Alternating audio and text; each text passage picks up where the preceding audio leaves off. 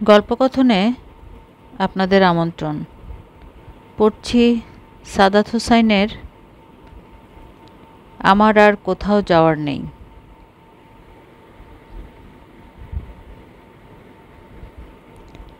লাবণীর বিয়ে ভেঙে গেছে। বিয়ে পাত্রপক্ষ ভাঙেনি, ভেঙেছে লাবণী নিজে। বিয়ের কথা একভাবে পাকা হয়েই ছিল। পাত্রের নাম আজাদ। সে দেখতে শুনতে ভালো, উচ্চশিক্ষিত, ঢাকা বিশ্ববিদ্যালয় থেকে সমাজবিজ্ঞানে মাস্টার্স করেছে। আচার ব্যবহার ভালো। স্বাভাবিক হিসেবে এই বিয়ে ভেঙে যাওয়ার কথা না। বিয়ে স্বাভাবিক হিসেবে ভাঙেনি, ভেঙেছে অদ্ভুত হিসাবে। আজাদ লাবণীকে দেখতে এসে তুমি বলে সম্বোধন করেছে। এই তুমি বলার কারণে বিয়ে ভেঙে গেছে। বিষয়টা লাবণীর পছন্দ হয়নি। তার ধারণা, যে ছেলে পাত্রী দেখতে এসেই পাত্রীকে তুমি বলে সম্বোধন করে, সে বিয়ের 2 দিন পর থেকে তুই তোকারি শুরু করবে, কথায় কথায় গায়ে হাত তুলবে। লাবণী ছেলের মুখের উপর বলে দিয়েছে, আপনার ভদ্রতা জ্ঞানের অভাব আছে। যেই ছেলের ভদ্রতা জ্ঞানের অভাব আছে তাকে আমি বিয়ে করব না। লাবণীর বাবা আজহার উদ্দিন অবশ্যই এই তুমি সম্বোধন সংক্রান্ত সমস্যাটি বিশ্বাস করছেন না। তার ধারণা, এটা বিয়ে না করার একটা বাহানা মাত্র। এর পিছনে অন্য ঘটনা আছে। সেই ঘটনা হচ্ছে লজিং মাস্টার বাদল। বাদলকে নিয়ে অবশ্য চিন্তার কিছু নেই। তিনি বাদলের ব্যবস্থা শুরু করে দিয়েছেন। তবে লাবণীর বিষয়টা নিয়ে তিনি খানিকটা বিরক্ত। এবারেই প্রথম না, এর আগেও 2 বার লাবণী তুচ্ছ বিষয় নিয়ে বিয়ে ভেঙে দিয়েছে। আজহার উদ্দিন আসরের নামাজ পড়ে দোতলার টানা বারান্দার এপাশ থেকে ওপাশে ক্রমাগত পায়চারি করছেন। তার হাতে হাকিমপুরি জর্দা দিয়ে বানানো পান। তিনি আগুনের ডঙা থেকে চুন নিয়ে মুখে দিচ্ছেন, কিন্তু হাতে ধরা পান মুখে দিতে ভুলে গেছেন।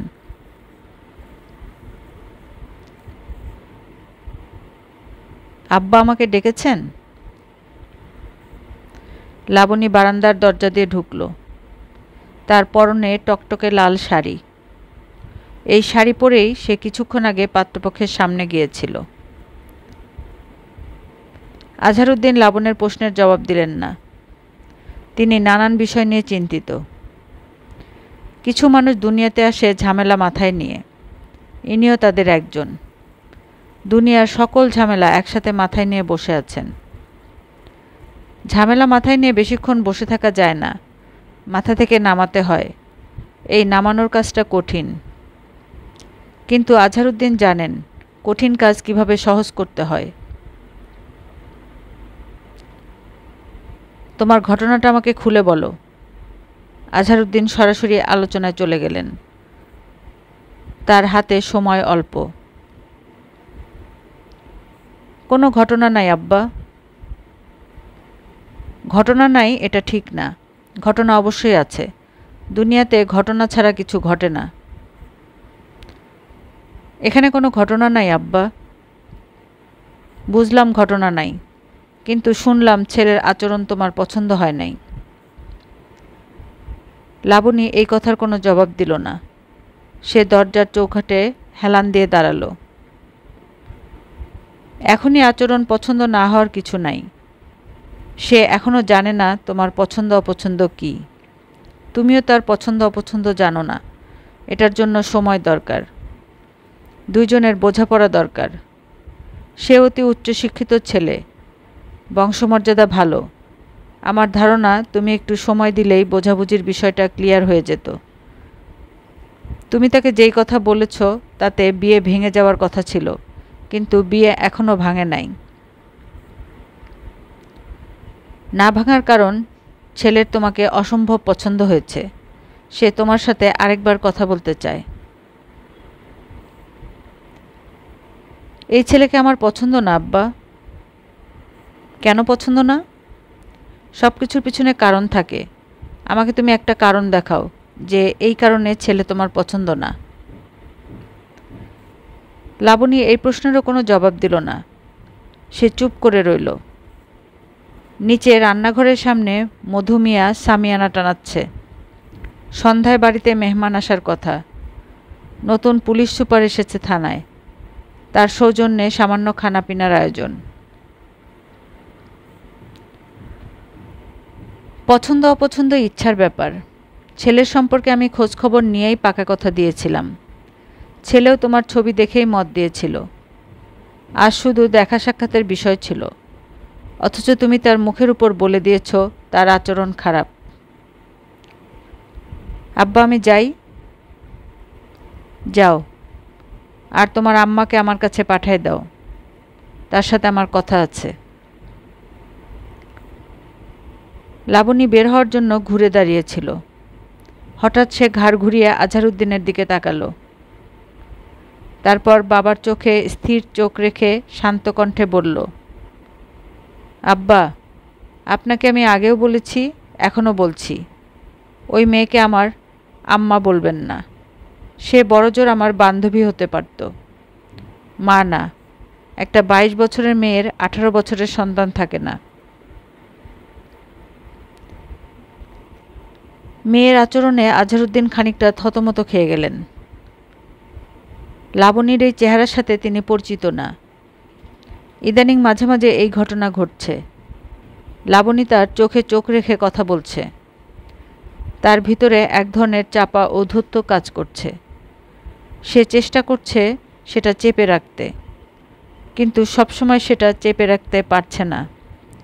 সময় সময় সেটা বের হয়ে আসছে। বিষয়টা নিয়ে আজহারউদ্দিন চিন্তিত। কোনো সমস্যাই বাড়তে দেয়া ঠিক না। লাবণী সমস্যার অতি দ্রুত সমাধান দরকার। মেয়ের কারণে তিনি অন্য সমস্যাগুলো নিয়ে মাথা ঘামাতে পারছেন না। জোহরা বারান্দায় ঢুকলো বেতের মোড়া হাতে নিয়ে। তার কোমরে ব্যথা। সে এই মোড়া ছাড়া বসতে পারে না। যেখানে যায় তার সাথে থাকে বেতের মোড়া। আজহারউদ্দিন জোহরার সামনে চেয়ারে বসলেন। জোহরাকে সুন্দর লাগছে। সে এইমাত্র গোসল করেছে। শেষ বিকালের আলো পড়েছে জোহরার মুখে। তার গায়ের রং লাগছে সোনার মতো। সোনারঙা জোহরাকে দেখে মনে হচ্ছে পরী। এই পরী যেন এই বাড়ির কেউ না। সে এই বাড়িতে এসেছে নাটক দেখতে। এই বাড়িতে বাবা মেয়ের নাটক চলছে। নাটকে তার ভূমিকা অতি গুরুত্বপূর্ণ। কিন্তু তার ভাবখানা এমন যে এই নাটকের সে কিছুই জানে না। তার স্বামী আজহারউদ্দিনের বিষয়েও সে উদাসীন। বাবার বয়সী স্বামীকে নিয়ে অবশ্য আহ্লাদের কিছু নেই, কিন্তু এই বিয়ে সে নিজের ইচ্ছায় করেছে। স্বামীকে সহজ গলায় তুমি করে ডাকছে। আহ্লাদ না থাকলে বাবার বয়সী একজনকে কেউ আগ্রহ করে বিয়ে করে না। তোমার কোমরে ব্যথার কী অবস্থা? সন্ধ্যার দিকটা একটু বাড়ে, তেমন অসুবিধা না। সুদেব ডাক্তার রেগুলার আসে না? তার তো রেগুলার আসার কথা। আমি আসতে না বলেছি। পুরুষ ডাক্তার রেগুলার মেয়ে মানুষের ঘরে আসা ঠিক না। বলেছি দরকার হলে খবর দিব। ডাক্তারের কাছে আবার মেয়ে ছেলে কি? ডাক্তার হলো ডাক্তার। যাই হোক, লাবণীর বিষয়ে তোমার মতামত কি? আমার কোনো মতামত নাই। সে বলেছে ছেলে অভদ্র। অভদ্র ছেলেকে কেউ জেনে শুনে বিয়ে করে না। অভদ্রের কি হলো? ছেলে তাকে তুমি করে বলছে, এতে দোষের তো কিছু দেখি না। 2 দিন পর তো তাদের বিয়েই হওয়ার কথা। তাছাড়া আজাদ বয়সেও তার চেয়ে বড়। মেয়ে মানুষের বয়স বছরে হয় না, মেয়ে মানুষের বয়স হয় শরীরে। এটা তো তোমার ভালো জানার কথা। কথা শেষ না করে জোহরা হা হা করে হেসে উঠল। হাসির দমকে জোহরার শরীর কেঁপে কেঁপে উঠছে। আজহারউদ্দিন কিছু বললেন না। তিনি জোহরার চোখের দিকে তাকিয়ে থাকলেন। হাসির সময় মানুষের চোখ খুব গুরুত্বপূর্ণ। এই সময় চোখ অনেক গোপন কথা বলে। কান্নার সময় বলে না। কান্নার সময় চোখে থাকে পানি। সেই পানিতে গোপন কথা থাকে না, থাকে মন দুর্বল করার অস্ত্র। আজহারউদ্দিন চেয়ার থেকে উঠে দাঁড়ালেন। তার কেন যেন মনে হচ্ছে তিনি খুব ছোট কোনো বিষয় নিয়ে কঠিন বিপদে পড়বেন, কিন্তু সেই ছোট জিনিসটা তিনি ধরতে পারছেন না। সামনে উপজেলা ইলেকশন হওয়ার কথা। তিনি ইলেকশনে সরাসরি নির্বাচন করেন না, বিভিন্ন পদে তার নির্বাচিত প্রার্থী থাকে, তিনি তাদের সমর্থন দেন। তারা বেশিরভাগই ভোটে জিতে আজহারউদ্দিনের কাছে ঋণে বাধা থাকে। তারা চলে আজহারউদ্দিনের কথায়। লজিং মাস্টার বাদলের চাকরি হয়েছে শরীয়তপুরে, হাই স্কুলে বাংলার শিক্ষকের চাকরি। এই খবর শুনেছ মনে হয়? শুনেছি। জহুরা পানের বাটা থেকে একটা পানের বোঁটা ছিঁড়ে মুখে দেয়। এই মুহূর্তে তাকে দেখে বোঝার উপায় নেই কিছুক্ষণ আগে সে শরীর কাঁপিয়ে হেসেছে। সে এখন বসে আছে স্থির, শান্ত। বাদলের বিষয়ে কিছু ভাবছ? না, ভাবি নাই। বাদলের চাকরির ব্যবস্থা যে তুমি করছো, এটা কি বাদল বা লাবণী জানে? বাদলের চাকরির ব্যবস্থা আমি করেছি এটা তোমাকে কে বলল? কেউ বলে নাই, এটা আমার অনুমান। বাদলের চাকরিটা দরকার ছিল, তার বাপ মা নাই, আছে একমাত্র বোন। সেই বোনের স্বামী নিখোঁজ, বোনের সংসার চালানোর কেউ নাই। এই দায়িত্ব এখন তার পরীক্ষাও শেষের দিকে। কিন্তু তুমি একজনের চাকরির ব্যবস্থা করলা, সে সেটা জানল না। সে জানে তার চাকরি হয়েছে ইন্টারভিউ দিয়ে। বিষয়টা কি এতই সরল? সরল ভাবলেই সরল, এর মধ্যে অন্য কিছু ভাবার তো কারণ নাই।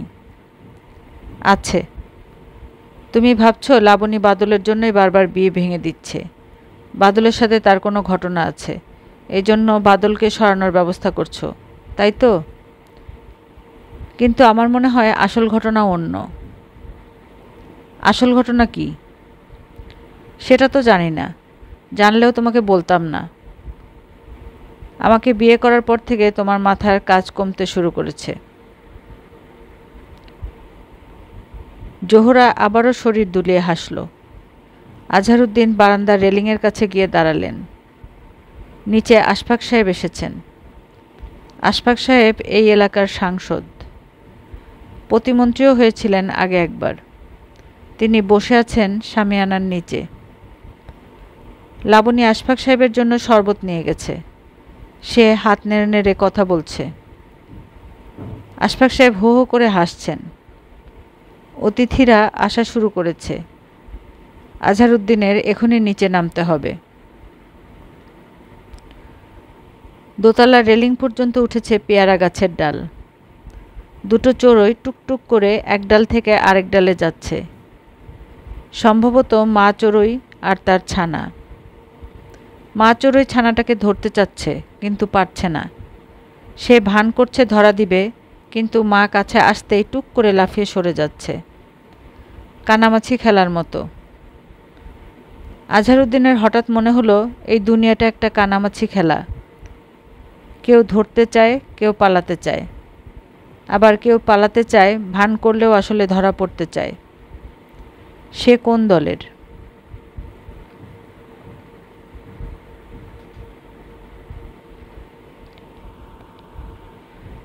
জ্যৈষ্ঠ মাসের দুপুর, ভয়াবহ গরম। এই গরমে আম কাঁঠাল পাকে। এবার গরমে আম কাঁঠালের সাথে আরও একটা জিনিস পেকেছে। সেই জিনিসের নাম ঘামাচি। বিরামপুর গ্রামের সকলের পিঠ ভর্তি ঘামাচি দেখা দিয়েছে। এই অঞ্চলে ঘামাচিকে বলে বিচি। বিচি পেকে টসটসে অবস্থা, কুটকুট করে কামড়ায়। খানিকটা পাউডার মাখতে পারলে ফুরফুরে আরাম। কিন্তু কালুর পক্ষে পাউডার মাখা সম্ভব না। সে কামলা মানুষ, পাউডার তার জন্য না। তার জন্য যেই জিনিস, সেই জিনিসের নাম ধুলা। কালু গায়ে ধুলা মেখে বসে আছে। তার গায়ের রং কুচকুচে কালো, এই জন্য গ্রামে তার নাম হয়েছে কালু। সে তার কুচকুচে কালো শরীরে ধুলা মেখে বসে আছে, কিন্তু কুটকুটানি থামছে না। সমাধান অবশ্য একটা আছে। খেজুর পাতা 2 ভাঁজ করে যেখানটায় ভাঁজ পড়েছে সেই জায়গাটা দিয়ে টুকুস টুকুস করে বিচি ফোটানো। এতে অবশ্য সমস্যাও আছে।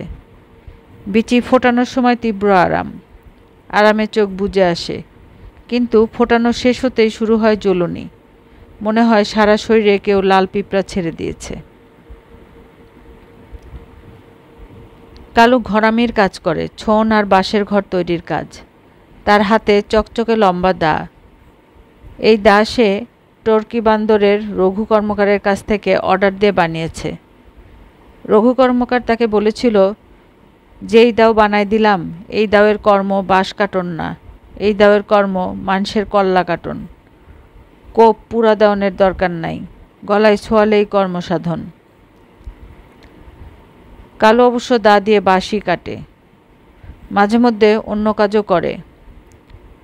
জয়নাল কসাই বাজারে গরু জবাই দিলে সে তার সাথে মাংস কাটার কাজ করে, এছাড়া আর কিছু না। সে রাবেয়া বানুর ঘরের বাঁশ চাচ্ছে। রাবেয়া বানু স্পষ্ট বলে দিয়েছে, আজকের মধ্যে বাঁশ চাছা শেষ না হলে কাল থেকে সে অন্য কামলা দেখবে। অল্প বয়সের মেয়ে ছেলের বুদ্ধি কম হয়, বুদ্ধি থাকে গলার কাছে। সেই বুদ্ধি মাথায় যাওয়ার আগেই মুখ দিয়ে বের হয়ে আসে। এরা সারাক্ষণ ফটর ফটর কথা বলে, জগৎকে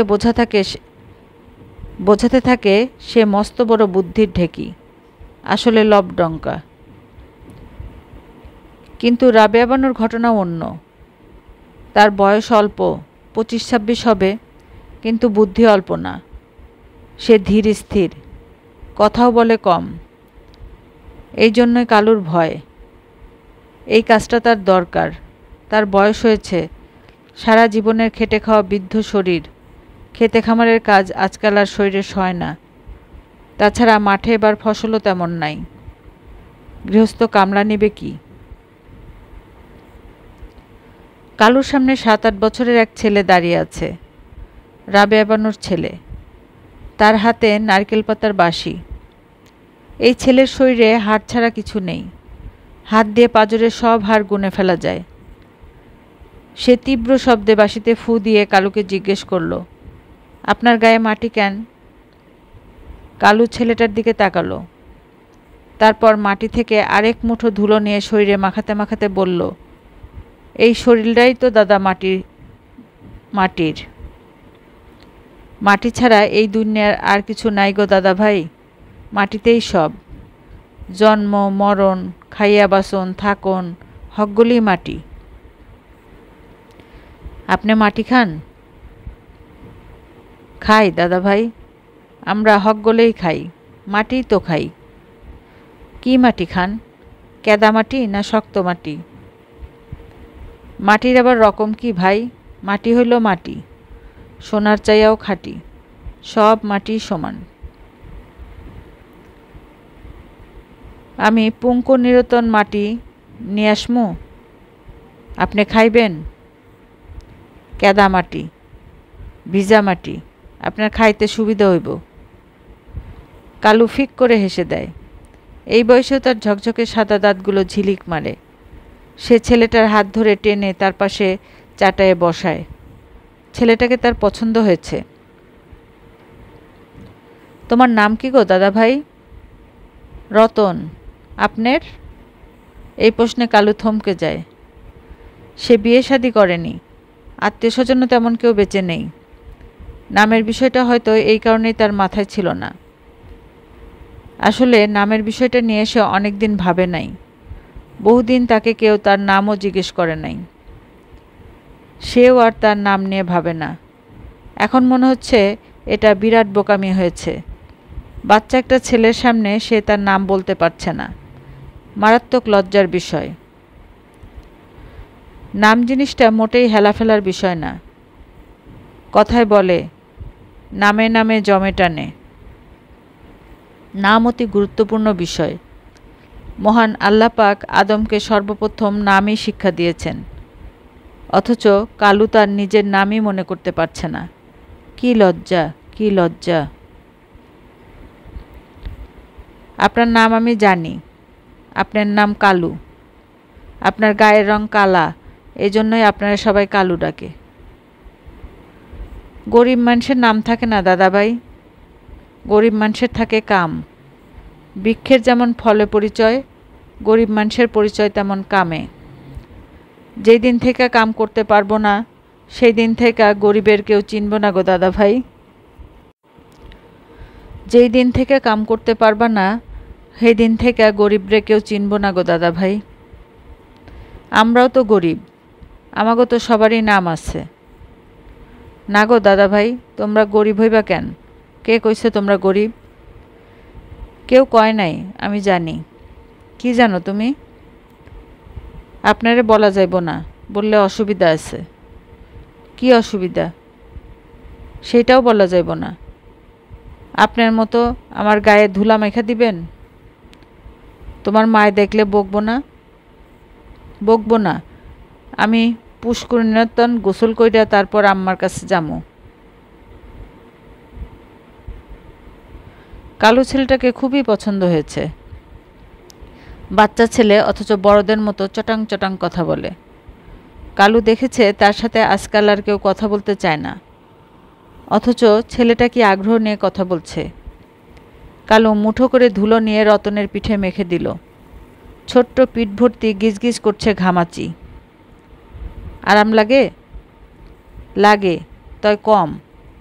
রাইতে বুর কাছে শুইলে বউ বিসি খুঁটা দেয়, তখন বেশি আরাম লাগে। খাজুর গাছের পাতা দিয়ে আমি বিসি ফুটাইতে পারি, দিমু নাকি দাদা ভাই?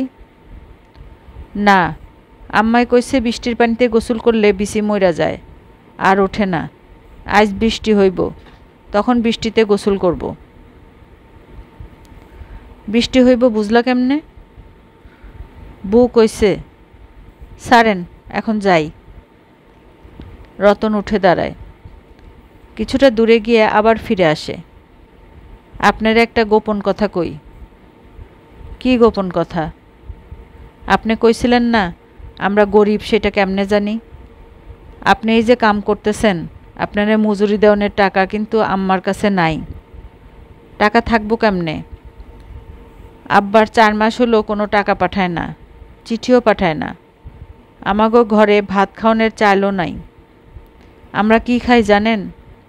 আমরা খাই কদু, নুন আর পানি দিয়া কদু সিদ্ধ কইরা খাই।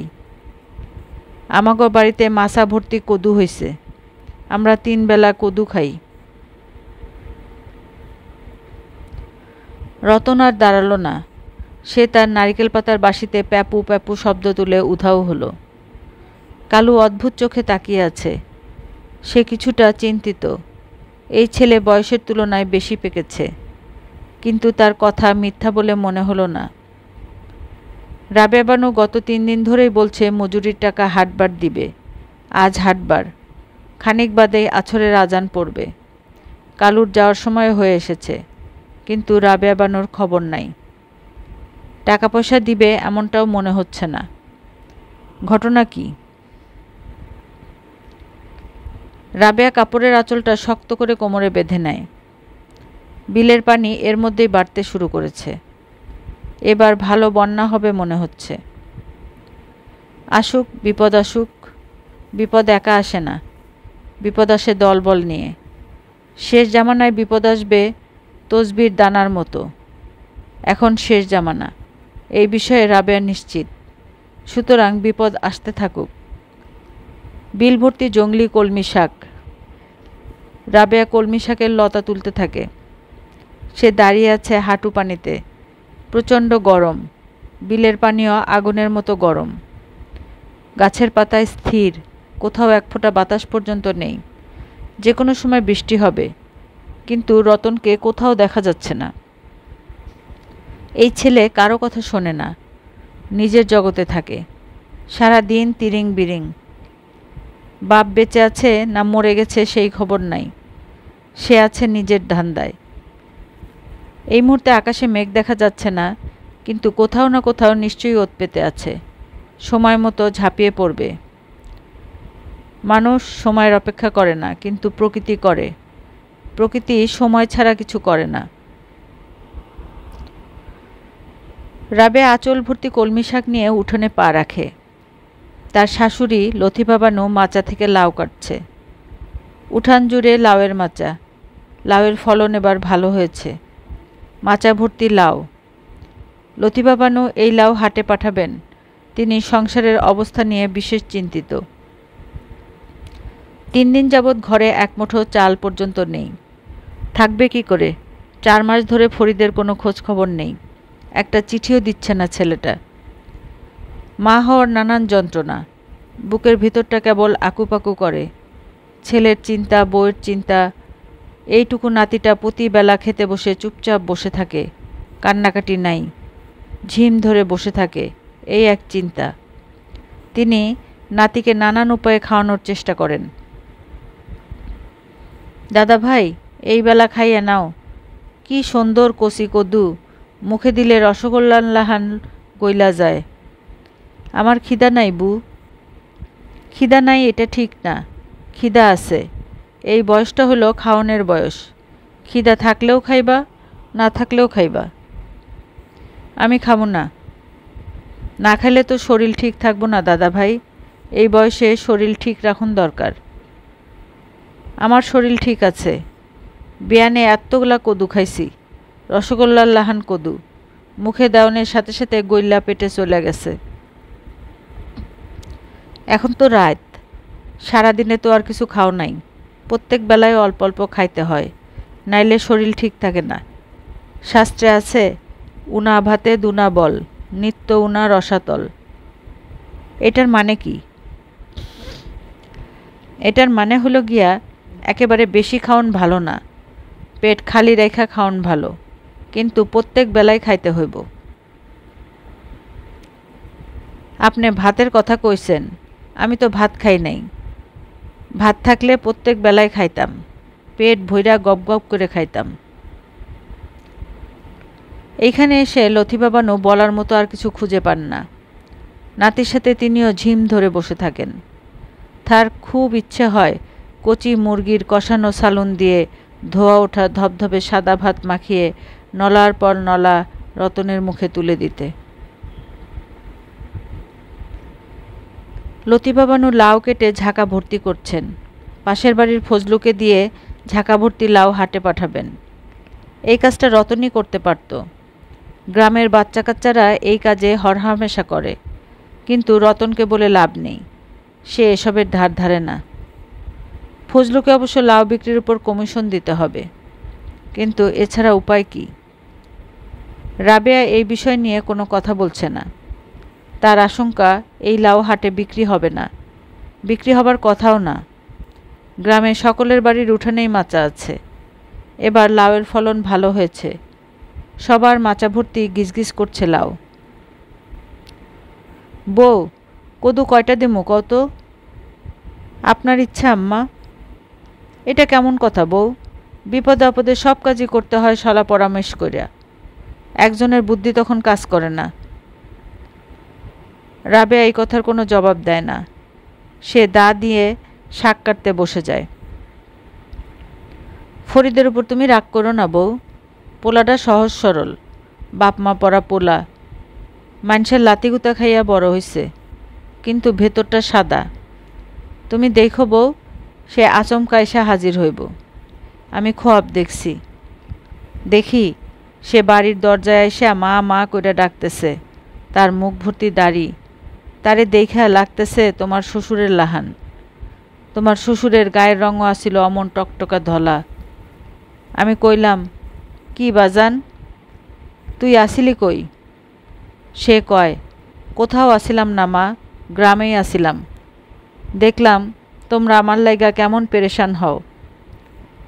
আমি কইলাম, এটা কেমন কথা? আমরা তোর চিন্তায় চিন্তায় শেষ।